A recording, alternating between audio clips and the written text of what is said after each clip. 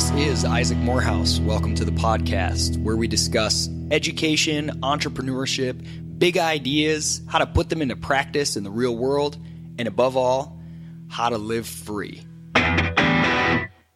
Today, I am thrilled to be joined by Roger Ver.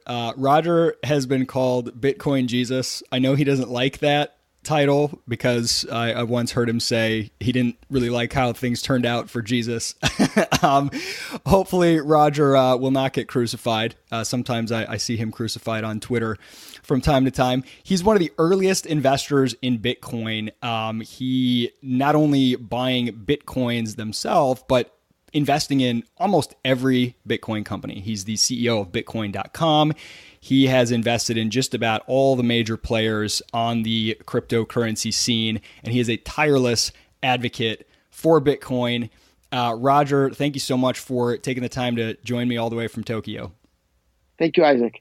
So I want to ask you about sort of before Bitcoin, because I think it was in the book Digital Gold, I read that you first heard about sort of digital currency or cryptocurrency, the idea, sometime in the late 90s. And immediately, this is before Bitcoin was around, you were really excited by it. I want to ask you, what underlying philosophy did you have that made you immediately interested in that? Well, I guess it was my underlying philosophy as being a libertarian. And I became a libertarian from studying economics. And the more economic freedom an area has, the higher the standard of living and the faster the rate of economic growth is. And so I saw digital currencies as being a way to bring more economic freedom to the entire world, which would then bring more economic growth.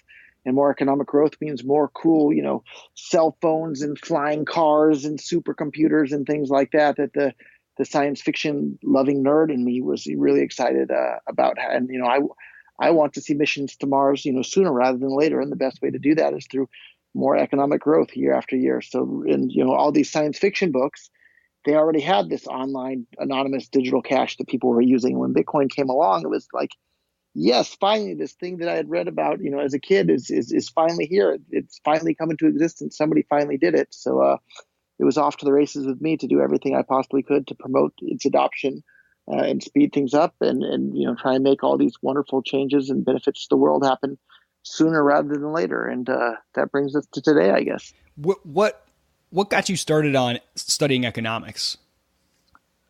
So it was kind of, I kind of just stumbled into it, to be honest. So I think it was probably the summertime between maybe 7th and 8th grade or 8th grade and freshman year in high school.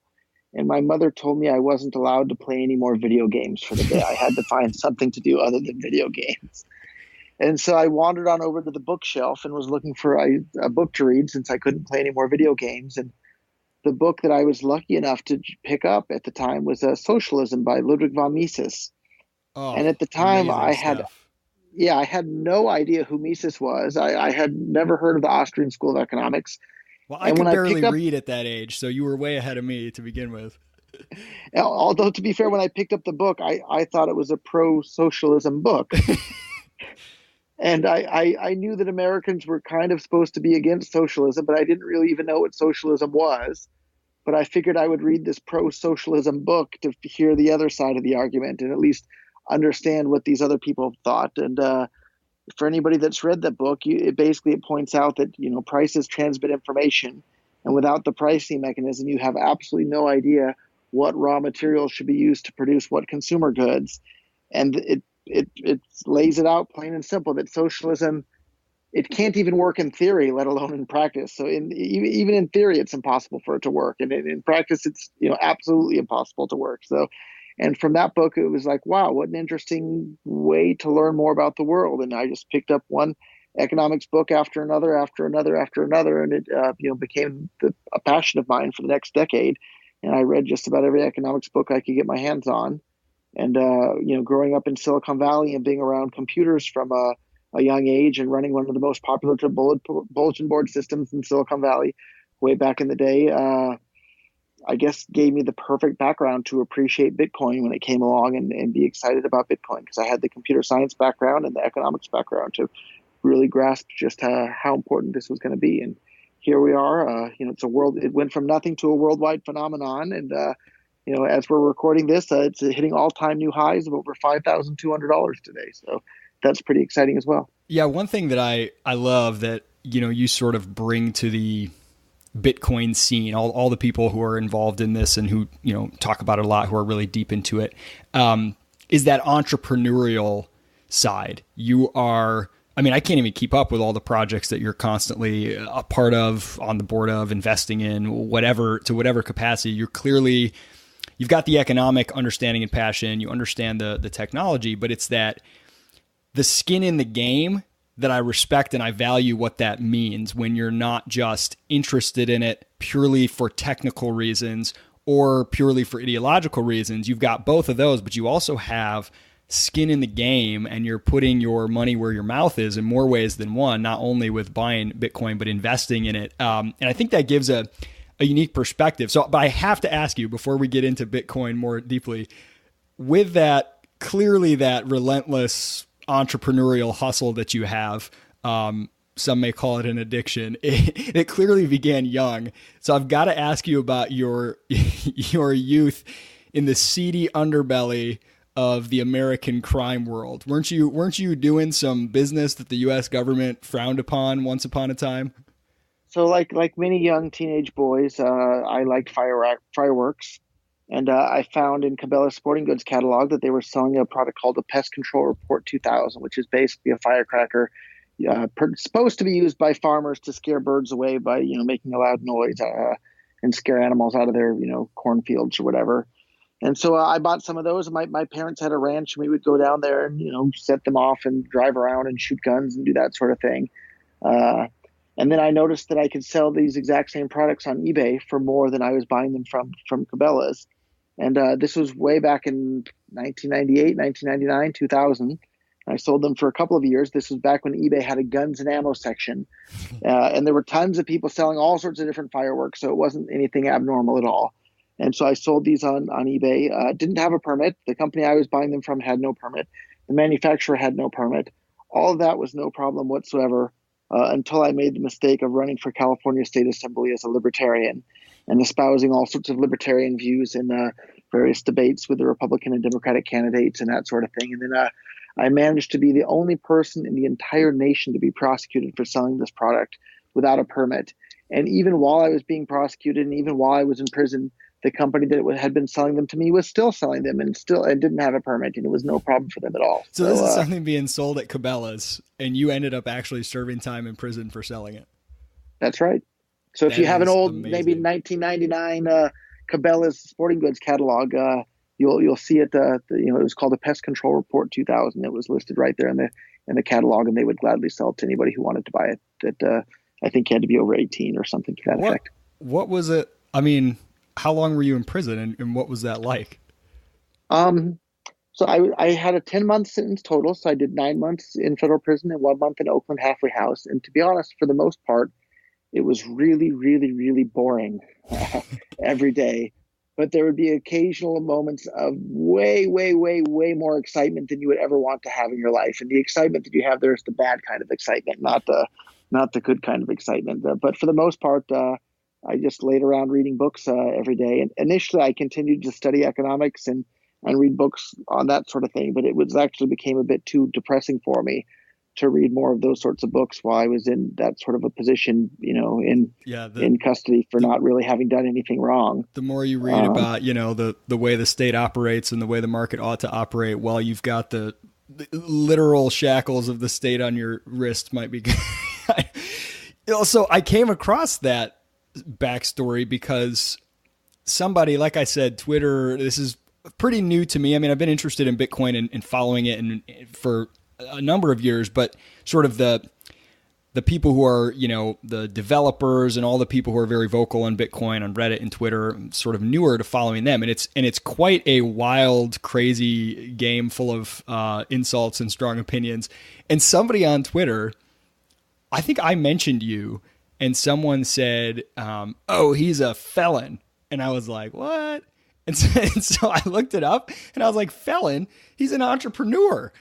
That's amazing. That's a great story. I'm sorry you had to suffer that, but good for you for being able to proceed boldly despite having dealt with the state in such a brutal way in the past. So let me ask you about when you first discovered Bitcoin, and I've heard you mention this several times. You were basically like up for days on end because you couldn't sleep. You were so excited, so much so that you ended up getting sick and having to go to the hospital and get on an IV to sort of bring yourself back because you were just lost in it, not eating, you were so excited. So you explained the sort of economics, the philosophy that you held that made you latch onto it. But what was it about Bitcoin specifically? Was there something different versus other things? There have been sort of other efforts like DigiCash and different stuff in the past to kind of have a true market currency. Was there something about Bitcoin that really you saw this is different? Yeah. So at the time, everybody assumed Bitcoin was completely anonymous. And from looking at the architecture of the way the Bitcoin network was set up, it was pretty clear that it was not censorable. So now, and the supply was limited. So you have those three things. You have anonymous digital cash that can't be censored, can't be shut down, can't be turned off, and it works for anybody anywhere in the world with the internet. That is the most powerful lever the world has ever had to bring more economic freedom to the entire world. So you have that plus the internet together, and it's game on for more economic freedom for everybody, in the entire planet. So as a libertarian, of course, I want to see that happen. So it's a true story. I was so excited about this that, and I'm someone that needs a good night's sleep every night. But I stayed up all night, 100% reading every single thing I could find out about it. Stayed up all day the next day, and finally fell asleep maybe around 4 p.m. the next day, and then got up at like 6 p.m. So I only slept for like 2 hours. And then kept reading about it more and stayed up all night the next night, and then went to bed at maybe, 10 a.m. the next day, and only slept for another maybe hour and a half or 2 hours, and got up again and read as much as I could. And I didn't leave my house. I just called and had food delivered and did nothing but read about Bitcoin. And that went on for about a week until all of a sudden I got so sick. And I was too sick to even drive myself to the hospital. I had to call a friend of mine and ask him to take me. And he took me to the hospital, and they gave me some sort of sedative that, knocked me out for, maybe close to 20 hours. And I slept maybe 20 hours straight, but woke up again and had some more to eat and was right back to Bitcoin. And here we are almost 7 years later, and it's still been Bitcoin all day, every day for that entire 7 years. And it went from, being less, when I first heard about it, it was, less than 10 cents. And here we are. And today it's, this worldwide phenomenon. It's on the cover of, Forbes and Time, and, every publication, almost every day has articles about Bitcoin at this point. So it's pretty exciting to see just how quickly the progress has been made. Well, and you did something I think pretty impressive, that you already had a very successful business at this point.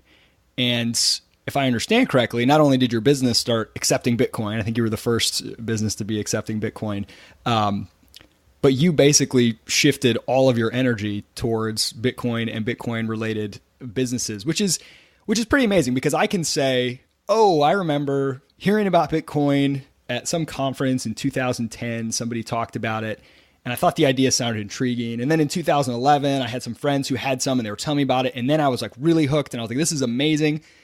But I didn't do anything. In fact, I even had, everybody probably has these stories now. A couple people say, oh, set up a wallet. I'll send you like 10 Bitcoin, and I was like, I'll get around to it. So I didn't actually just set up a wallet and buy some Bitcoin until 2012. And let alone, put my business on hold or anything. So I can say, as a libertarian, I was so excited about it. But really, you putting so much skin in the game immediately, I think speaks volume to either your risk tolerance, your intelligence, your commitment, something. Maybe I'm not sure. Probably maybe a combination of all of those. Yeah. So you've seen tons of ups and downs with Bitcoin. Clearly, it's gone, from 10 cents. It's shot way up. You've had the Mount Gox collapse. You've had all kinds of different stuff. And I'm sure you have run into, as this Bitcoin evangelist for years and years, you've probably run into a lot of objections, and objections from people who share your desire for better money, not having, government controlled fiat. I want you to to give me a few answers to some of those common objections. Actually, let me back up. First, do you have what's Bitcoin in an elevator pitch? What's your elevator pitch for Bitcoin? If someone hasn't heard of it and they say, Roger, what is this? What's your quick pitch? So the short answer is that Bitcoin is money, but it's the best form of money the world has ever seen because you can send and receive it with anyone, anywhere in the world, instantly, basically for free. And there's nothing anybody can do to stop it. Nobody can freeze your account. Nobody can seize your funds. And if you're careful with how you use it, it can be done privately or anonymously as well. And so that gives it all the characteristics that make it the best form of money the world has ever seen. And ironically enough, this kind of ties back into my prison experience. So I've been reading all of these economics books on the theory of the origin of money and how something comes to be used as money. And I was pretty convinced by the theories in these books about how it's some commodity good that's durable and easily recognizable and easy to transport and easy to store and naturally comes to be used as money. And I was convinced by the theories in the book. But then when I was in prison and I got to see the prison economy right before my eyes and how things that had those characteristics like tobacco or postage stamps or top ramen soups naturally come to be used as money within the prison economy, I was able to see firsthand with this empirical evidence that the theories in the books are true. And so then when I heard about Bitcoin for the first time, I knew people were going to start using it for money because it had all these amazing characteristics that made it incredibly useful as money. So there was absolutely no doubt in my mind that people were going to start using Bitcoin as money. So I knew my job, step one, was to buy a bunch of Bitcoin. And step two was to build a bunch of the software tools to make it even easier for people to use Bitcoin as money. And that brings us to where we are today. And Bitcoin is being used all over the world by people as money. Okay, so that's a good place to start with some of the common objections that I hear. So, some people who are even very familiar with things like Carl Menger's Origins of Money and some of the free market, especially Austrian economists, theories about what money is and how it emerges. And there's a common claim that, well, something first is usable as it's a commodity. It has a use value. So gold it has to be a consumer good first. Yeah, and ornamentation or shells are useful for something, whatever. Arrowheads, it's used first, and then only then does it become money. And I've heard people object that outside of use as money, Bitcoin has no other use. So there's sort of nothing that gives it a use value apart from its exchange value. What is your response to that objection? So I guess there's two responses. So there's plenty of other uses for Bitcoin and the blockchain other than the money alone. So people are using it for, time stamping all sorts of stuff or proving all sorts of various things. But I've thought about this question a lot. And let's say we even assumed that Bitcoin didn't have any other use case. It still has all the other characteristics that make it useful as money, which maybe means that some of those other theories like, Mises regression theorem, maybe they're wrong. I don't think they are. I think Bitcoin has other non-monetary use cases that bootstrapped it into being used as money. But it has all the characteristics that make it so incredibly useful as money that, as we've seen right before our eyes, people just naturally started using it as money all over the world. And at first it was for things that were, forbidden by governments for the most part, like the Silk Road. But now it's for anything and everything. So what, when people say, well, isn't it a Ponzi scheme because, everybody who owns it wants more people to buy it because then the value will go up, and the value will only go up if more people keep buying it. But really at the end of the day, it's just going to collapse. It's tulip mania. It's all speculation. It's a big Ponzi scheme. What do you say to those people? So those people are right if those same people are advocating that Bitcoin shouldn't be useful as money and it should just be used as a store of value only. And so I would argue that Bitcoin can't be used as a store of value or won't be used as a store of value if it's not able to be used in commerce as well. So I know we don't want to get too deep into the whole scaling debate on Bitcoin, but there's a whole group of people that think that Bitcoin doesn't need to be able to be used in commerce and that it will simply be a store of value alone. And if that's what you're trying to do, I do think it's a tulip mania and just a bubble and a bit of a Ponzi scheme at that point. It needs to be able to be used in actual commerce in order for it to also be used as a store of value. So it can't be solely a store of value. It has to be both of those things or it will be neither. Very interesting. Yeah, I definitely want to get into that a little bit more. Before that, a couple maybe more simple objections. The objection that, look, how can Bitcoin ever be used for money when it's so volatile? The price just fluctuates so much, so rapidly. No one, there's just, if you're a merchant, you're not going to want to accept it because you don't know what it's going to be worth in 20 minutes. Is that a temporary thing, or is that something that, there's some sort of a fix for that? What's your take on the volatility? That's a complete non-argument. The empirical evidence has already proved that wrong. Bitcoin is used to move more money every single day than PayPal at this point. So the fact that people are using it as money proves that people are using it as money. So the fact that the price is volatile, yeah, that can be annoying for some commerce and commercial applications. But the fact that it's so incredibly useful as money overcomes the downside that the price is volatile. And for me, I want to be exposed to as much of that volatility as I possibly can, because the long run trend has been up, up, up, up, because it's so incredibly useful as money. And I think that's going to continue so long as Bitcoin continues to be useful as money. So there are, and I've heard you say this before, and I know one of the founders of BitPay I was talking with, and their primary, one of their primary things is helping businesses, move money across the globe in, hours for 1%, instead of, in 6 to 8 weeks for 10% or whatever it is, if you're not using Bitcoin. So I know that that's one of the uses, sort of large transfers, business to business. But I've heard you say that, Bitcoin is being used all over the world in a lot of places, in a lot of ways. What are some of the things that people are currently doing with Bitcoin in terms of using it for transactions? That's the beauty of the free market, is there's billions of people around the world, and they can all use Bitcoin however it is that they want to use it. So for me, occasionally I do online shopping on Amazon using purse.io, where I'll buy hotel rooms or airplane tickets with Bitcoin. And at bitcoin.com, we have, I think, over 60 people on the payroll at this point, and all of them get paid in Bitcoin Segwit or Bitcoin Cash, their choice. We use it for all sorts of payments all day, every day. We paid for our minor hosting fee earlier today. We paid a whole bunch of Bitcoins, cross-border international payments done, settled in a matter of minutes, which is, wasn't possible before Bitcoin. So what if so I've heard this, and this is sort of a Keynesian objection, that, well, if the value, Bitcoin has a limited supply, 21 million is all that will ever be mined. And so if it's used, the price will continue to go up because of this. And so no one will want to spend money.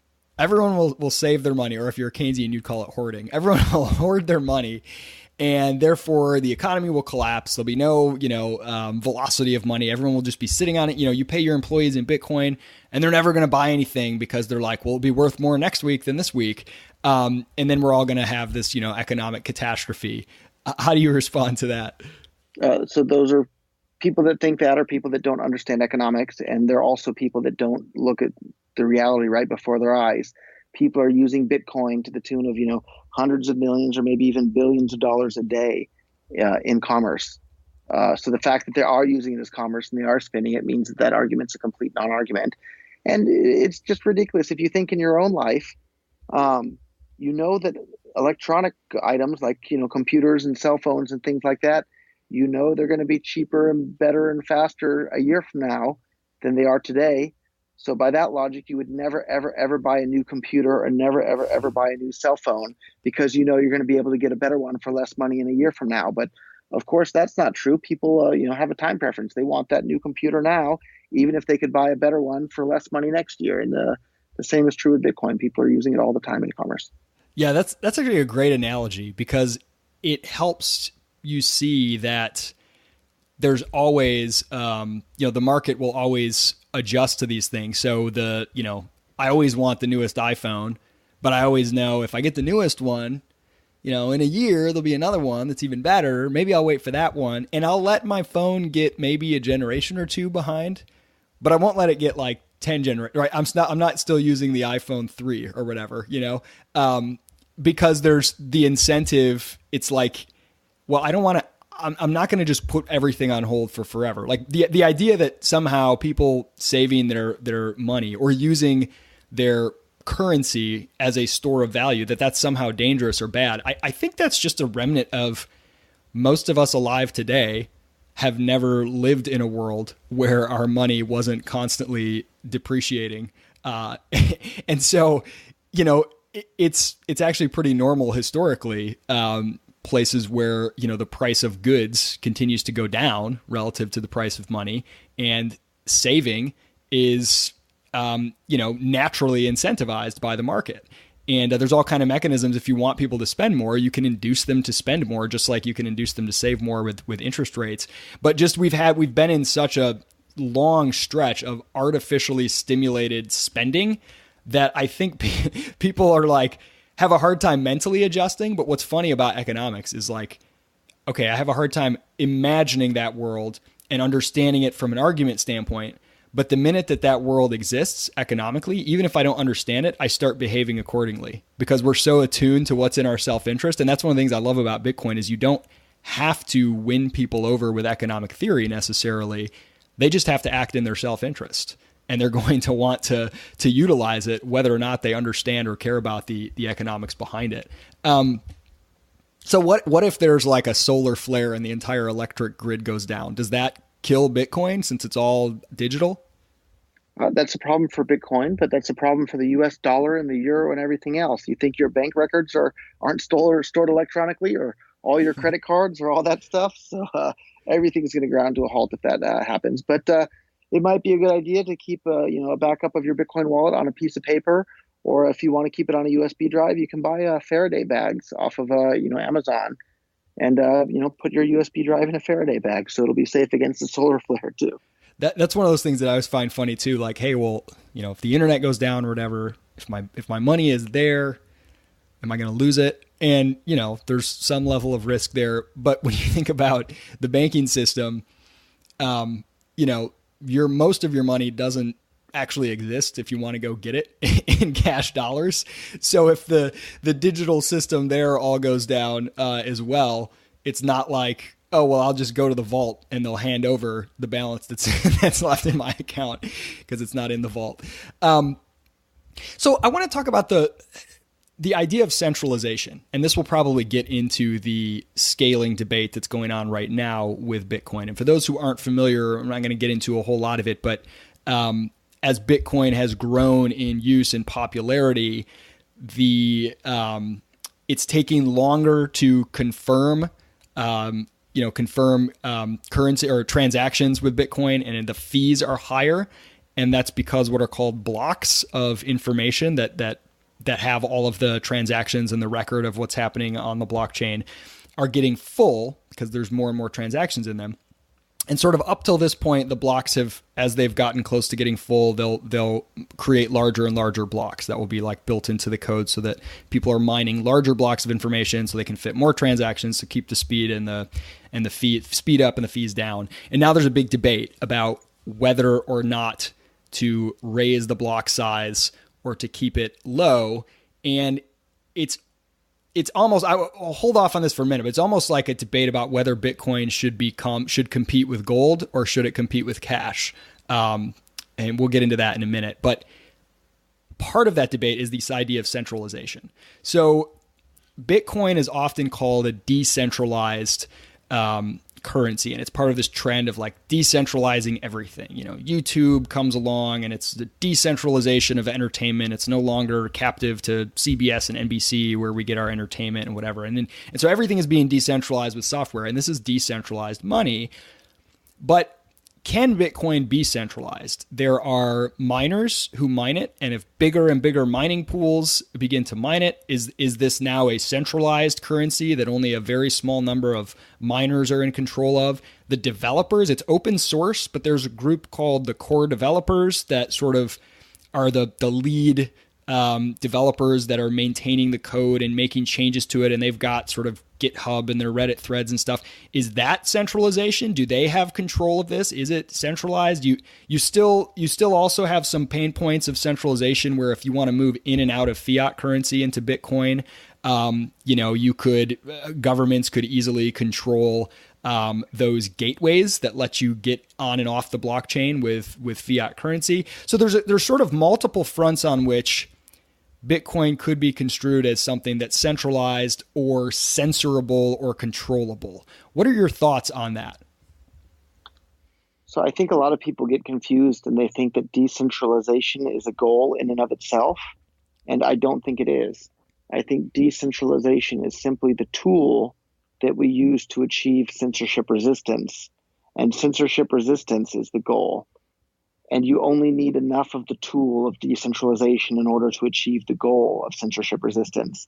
And so I see lots and lots of people on the internet saying, saying, decentralize this, decentralize that. We need 100% decentralization for everything. But I think that's nonsense. You only need enough decentralization to maintain the censorship resistance. And I think one of the best ways to give Bitcoin more censorship resistance is to get more people across the world using it, more businesses using it, more banks using it, more individuals using it, more off-roads and on-roads between the legacy, fiat system and Bitcoin. And if we can grow Bitcoin fast enough, big enough, before the politicians even know what happened, Bitcoin can become the default currency. So it's no longer people talk about, how can I cash out my Bitcoins for dollars? People are going to be, rushing for the door to cash out their dollars for Bitcoin because Bitcoin has now become the default currency across the world. That's a real possibility, but that real possibility has been hampered by these, so-called core developers that openly say that they think that Bitcoin transactions should be expensive and unreliable on chain. And that's the exact opposite of what we need in order for Bitcoin to gain more adoption around the world. And if you're advocating for things to cost more and be less useful, less people are going to use it. That's just absolute basic economics. And, anybody with any business sense can understand that as well.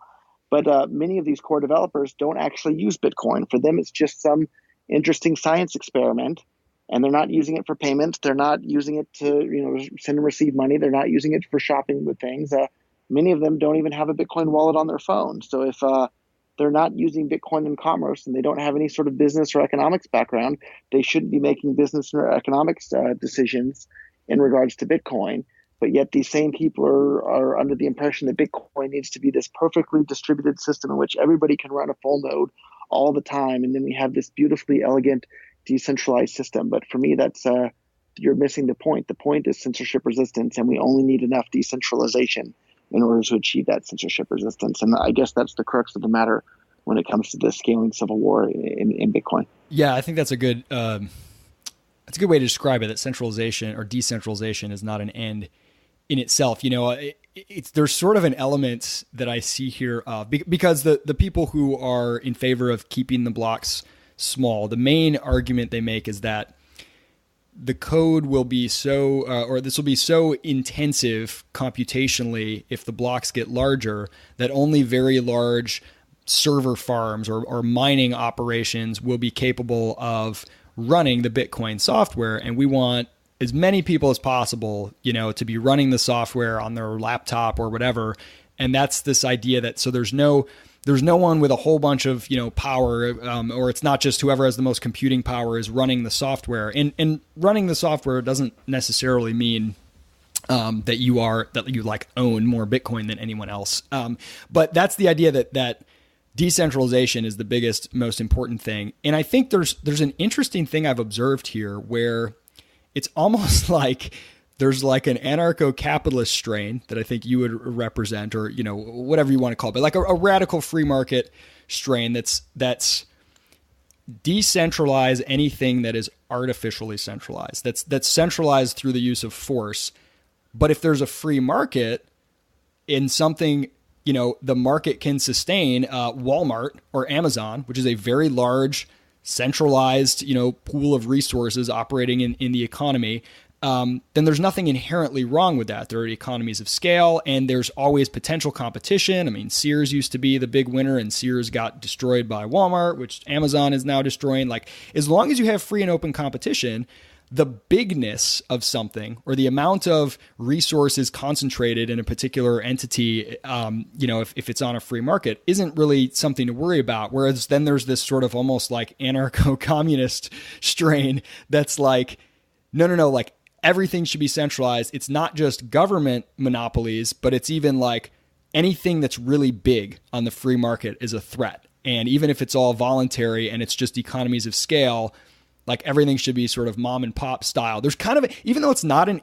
ideological debate, at least openly, there seems to be like two different theories about the way the world and the economy works, motivating the respective fears of the people who want, widespread adoption and low transaction fees and fast transactions, even if that means larger server farms and fewer people running the software, versus those who are like, no, we don't care how high the fees are and all that stuff. We just want everybody to have the software running on their smartphone. Do you think that's a fair assessment? I'm sort of taking like an outsider perspective on this, but what would you say?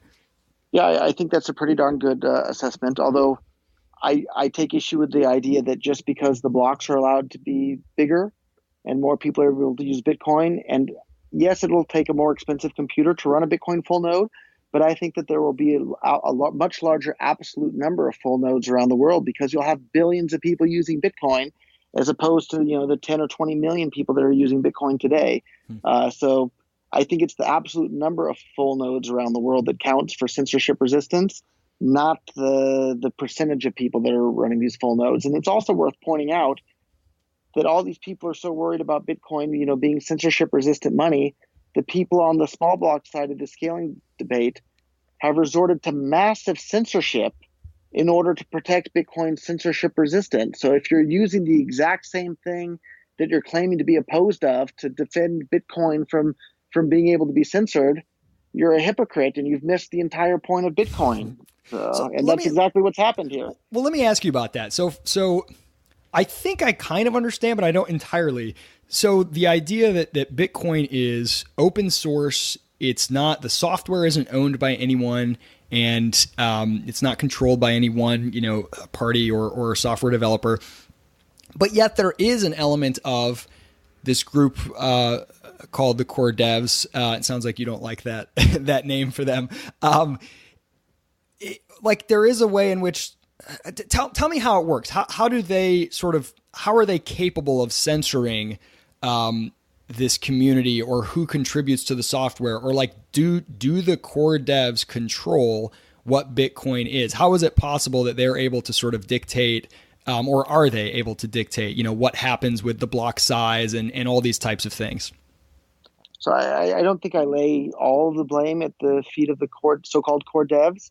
I think I lay most of the blame with this anonymous figure on the internet that goes by the name of Famous. And he managed to get control of Bitcoin.org, BitcoinTalk.org, which is the biggest discussion forum. And then he also got a hold of Our Bitcoin on Reddit, which is, I think, the number 7 most popular website in the entire world. And Our Bitcoin has more traffic than every single other Bitcoin news website probably combined. And on these websites, you're not allowed to post anything that doesn't toe the party line when it comes to the small block size and supporting, this company called Blockstream and the Bitcoin core developers. And if you post anything that's in opposition to their roadmap or their game plan, your post will literally be deleted. And so shame on the guy for managing them that way. I'm granted Bitcoin.org, that's his domain name. He can do whatever he wants with it. But the rest of us can complain about it too. So, and that's what we're doing. And, I'll complain or say shame to the core developers for not complaining about that too. If Bitcoin is supposed to be, censorship resistant money that's free and open for the entire world to use, discussion about it should be free and open for the entire world to participate in as well. It shouldn't be limited only to one, set of people that have one particular viewpoint on that. And I think it's rather disgusting. So I'm the CEO of Bitcoin.com. We have a forum over there as well, and people are welcome to go and post whatever they want. And, plenty of people have posted lots of mean and nasty and even untrue things about me, but they're allowed to post that. And, people can rebut it and people can figure out what the truth is. And we support free speech and we support Bitcoin as a free and open money for the world to use. So it's a very, very stark contrast between the libertarian free market, the anarcho-capitalist types, and these people that want to. I feel like there's, a lot of these social justice warrior types on the other side, but they only want social justice for the particular point of view that they agree with, and anybody else should be shouted down and shouldn't have their voice heard at all. It seems to be their opinion. Well, that's what's really strange. So I I've just sort of viewed Bitcoin as like this one great thing. Everybody who loves it kind of has the same idea, and in the sort of casual way I've followed it over the last 5 years or so. And just this year, when this debate started to percolate, or at least I became aware of it, I was like, I really want to educate myself on this. I've never gotten really deep into the tech side of Bitcoin. I'm not a tech guy. So I really dove in, and a good friend, Steve Patterson, I'm just continually voxing him and asking him to give me more explanations. And I'm going and reading all this stuff and, reading into all the different people on different sides of this debate. And what I found interesting, I came in with no side, so to speak, and no like proclivity I didn't even know what was going on with the debate. I just wanted to understand, what are the arguments for small blocks and what are the arguments for large blocks? And I want to know like who's making them and why. What do they say? And what I found was really interesting. It was incredibly hard to find, because anytime like I would go on Twitter and just sort of like, okay, let me see, these people are all hanging out on Twitter, and I would ask a question. And if I had said anything like, oh, it seems like larger blocks would enable you to do this, people who want small blocks, why do you not like that? I wouldn't ever get a response other than like name calling and insults. Like it was this huge, and it really turned me off. I thought, what is it with the people who want small blocks that it's so rare to find them just making a calm, cogent case for what they want, instead of like, you read an article by Roger Ver, he's a liar and a felon, or just like, it's crazy. The amount of, I couldn't believe it. I was actually really shocked. Like, it feels like they're mad that anyone wants to know. Like, I'm just trying to educate myself. And I almost feel like people are like mad that I even am daring to ask the question, is there anything good about large blocks? It's a very bizarre situation that actually caught me by surprise entirely when I started to kind of dive into it. Well, you're right. They literally don't want people to know. And that's why they're engaged in this massive censorship campaign where you can't even post on what used to be the most popular Bitcoin discussion platforms. You can't even make a post arguing in favor of bigger blocks, or your post will literally be deleted. And so even if you know nothing about the scaling debate or any of the internal politics of Bitcoin, if you just know that there's two main sides to this argument, and one side is engaging in a massive censorship campaign and the other side supports free and open discussion, that ought to be just about everything you need to know in order to pick a side in the debate. Well, unfortunately for us, there is more than the marketplace of ideas to debate this in. So there's a debate going on about, the way Bitcoin should be handled and the way that it should scale. But there's also market alternatives. So give me your take on not only Bitcoin Cash, which was basically a hard fork that created everybody who owned Bitcoin now also, or, if you owned it before the split, also owned Bitcoin Cash. And Bitcoin Cash is basically the same code, but it does have larger blocks, and the blocks can increase as the use increases, so that you can sort of continue to have the lower transaction fees and the higher speed. But there's also this entire world of what are called altcoins. There's, Ether, there's a proliferation of these. And I know you have argued that those started taking up more and more market share in the crypto world as Bitcoin got slower and more expensive to use. And that if the block size had been raised earlier, Bitcoin probably would still have, 80, 90% of the market share instead of 50%. What do you think of all those? Are you what's called a Bitcoin maximalist? Someone who's like Bitcoin and Bitcoin only, everything else is a shit coin, and like they're all schemes and Ponzi schemes except for the one true Bitcoin? Or are you, excited about all of these alternatives? Do you see a world where there is not one cryptocurrency to rule them all? There's just tons of them. Or what is your take on that? Yeah. So I think if I had to make some generalizations again, most of the people on the small block or limited 1 megabyte block side of the scaling argument, they seem to think that anything that's not Bitcoin is a scam, and there's no way anybody would ever use anything other than Bitcoin, even if it costs $1,000 per transaction to use Bitcoin. And of course, that's absolute nonsense. People are going to use whatever's the cheapest and provides them with the best user experience. So if that's Bitcoin, fantastic. But if it's not Bitcoin, well, people are going to use something that's not Bitcoin. And we've seen that happen right before our eyes. Now, Bitcoin's market share is somewhere in the ballpark of 50%, down from the high 90% before the the blocks became full, and the blocks becoming full make the fees high and make the transactions unreliable. And if that something's expensive and unreliable, people are going to seek alternatives, and that's happened in a big way. And it's absolutely heartbreaking for me as the first person in the world to start investing in Bitcoin startups and pouring my heart and soul into Bitcoin and being the CEO of Bitcoin.com. A few years ago, Bitcoin had this, just light years head start over everything else. And almost all of Bitcoin's first mover advantage has been completely destroyed by these people that have no understanding of economics. And they're advocating for things that are actually destructive for Bitcoin's usefulness as money. And lo and behold, when you destroy Bitcoin's usefulness as money, fewer people are using it as money as otherwise would have been. So the idea that, hey, look, it doesn't need to be used to, in all these transactions, it's sort of this settlement layer or something that's used for very large transfers, internationally or whatever. And then you'll have sort of all these sort of layers on top of Bitcoin that can be used for smaller daily transactions.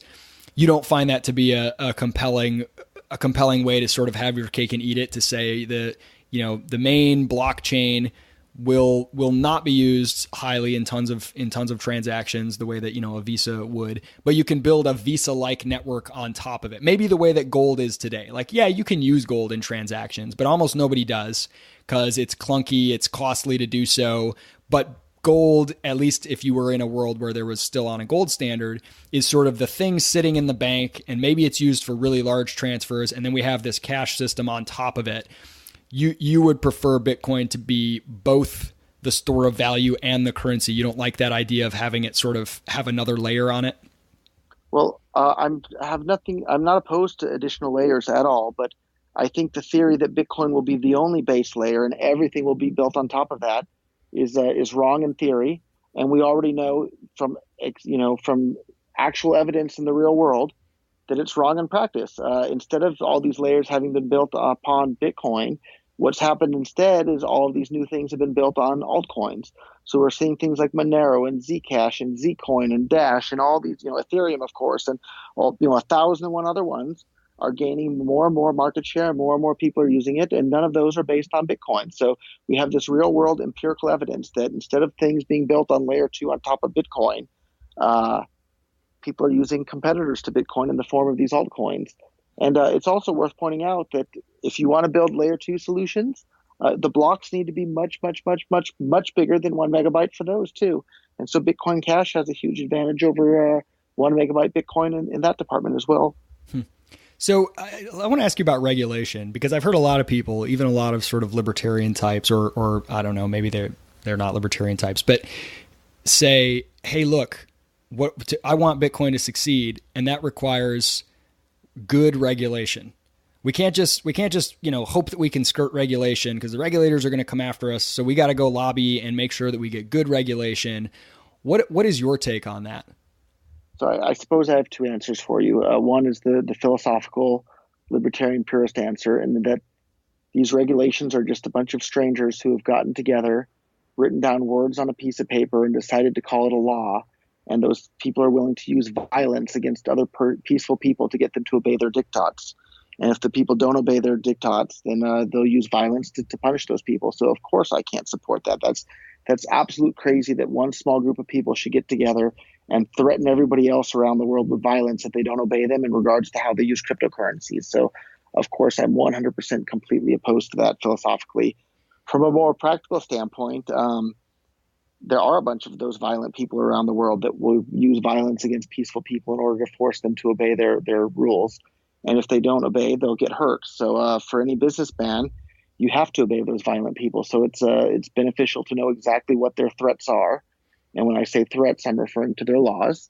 And so if you know exactly what those threats are, you can abide by them. And then those violent people won't hurt you specifically.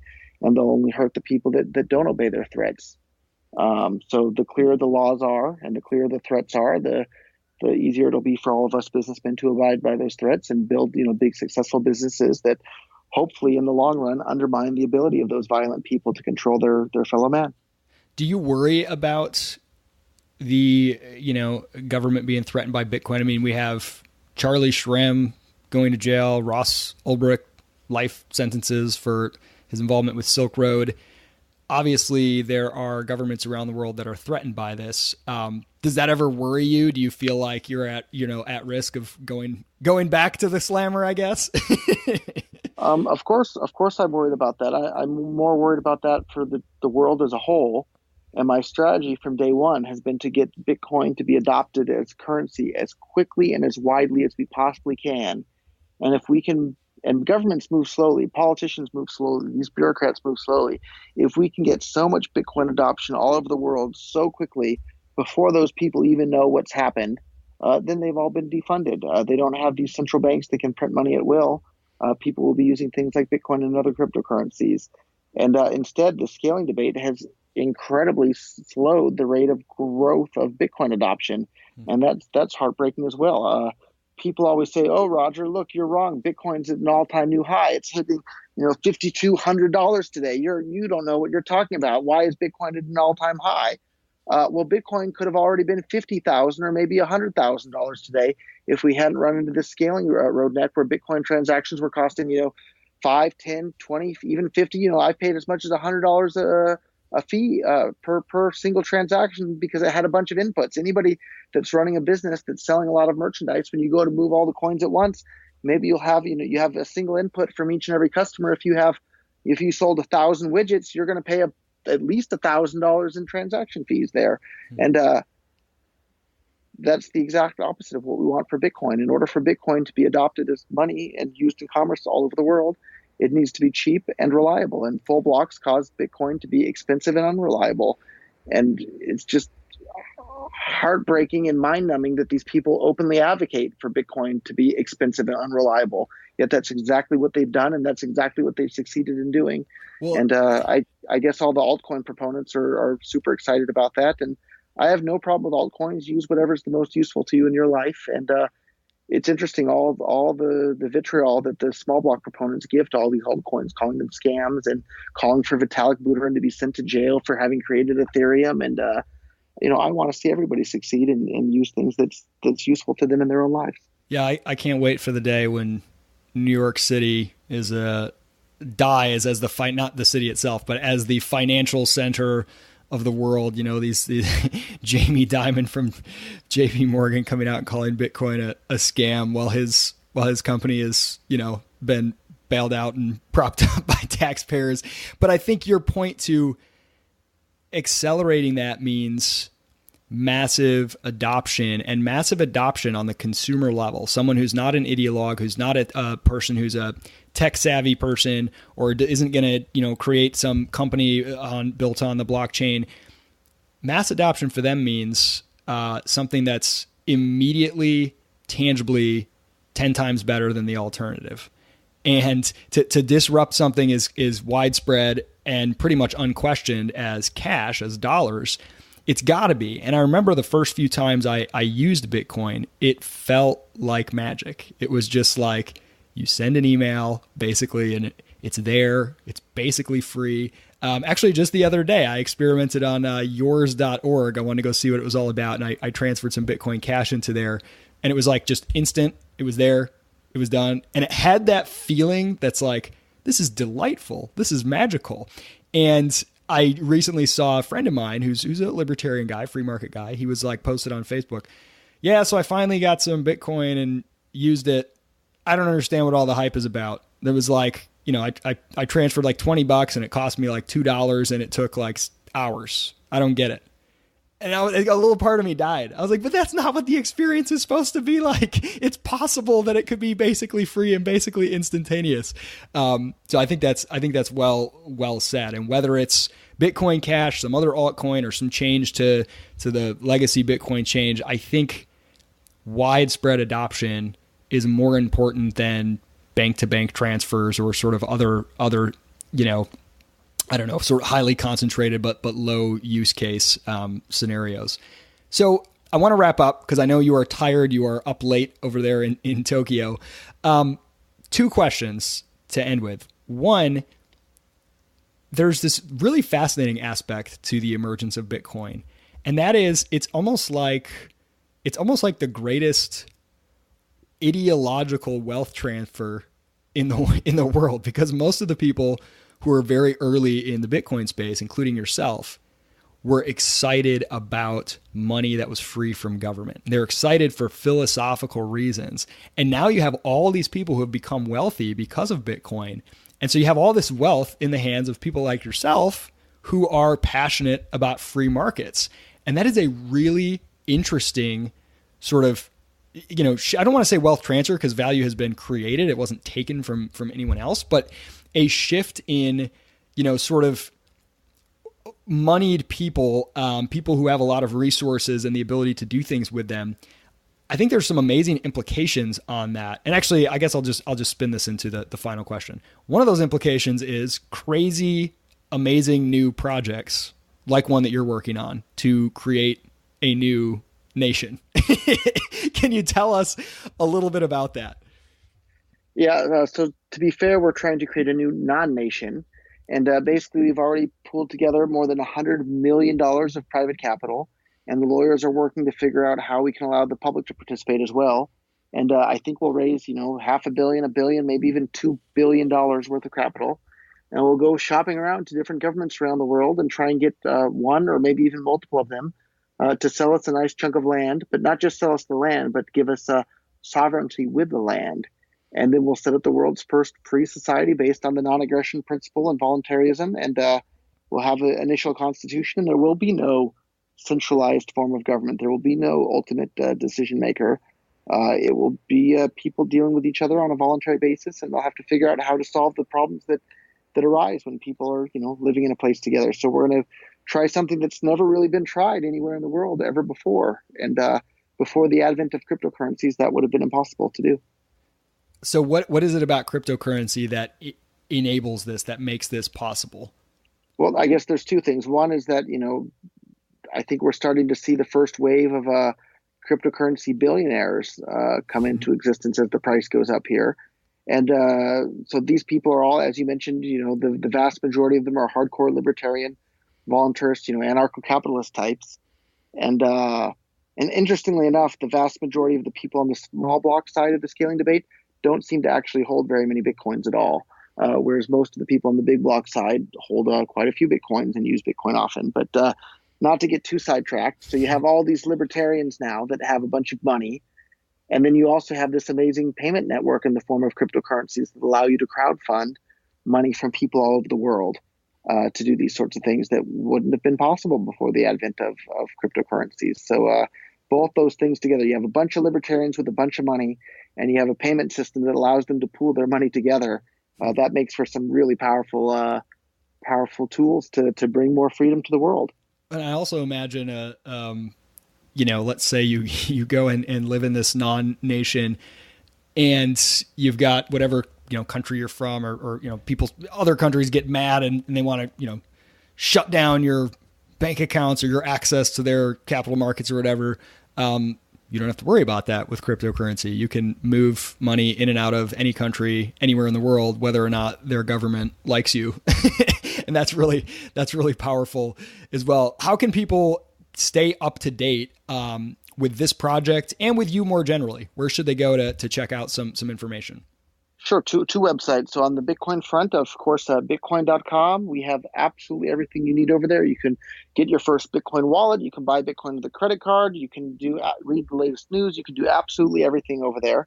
And then if you're interested in this project to start the world's first non-country, it's freesociety.com. You can go over there and sign up for our mailing list to keep up to date with all the latest developments over there. So bitcoin.com and freesociety.com.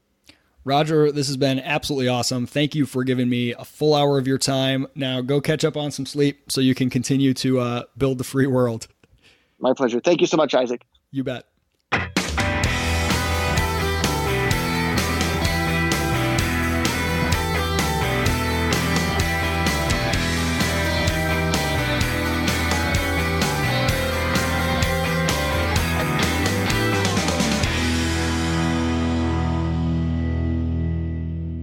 Hey, I want to tell you about two other podcasts real quick. The first is called Forward Tilt. Check it out. 5 to 10 minute episodes about specific ideas to improve your personal and professional life. Basic thoughts, concepts, just a single one in each episode, boiled down real quick. If you like that 5 to 10 minute format, check it out wherever it is that you subscribe and listen to podcasts. It's called Forward Tilt. Pretty good if I do say so myself. The second one is called Office Hours. It's TK Coleman, frequent guest of this podcast, and myself, and we spend about 30 minutes every week answering specific questions from specific people. Could be you if you send us a question about success in the workplace, primarily professional success for people sort of early in their careers, but it actually covers a pretty broad range. Anything from how to ask for a raise, how to impress somebody, how to know what kind of work to do, what to do when someone won't respond to your emails, anything like that. It's full of wit and wisdom that is characteristic of conversations with TK. Check out Office Hours and Forward Tilt if you like the kind of stuff on this show. Thanks for listening.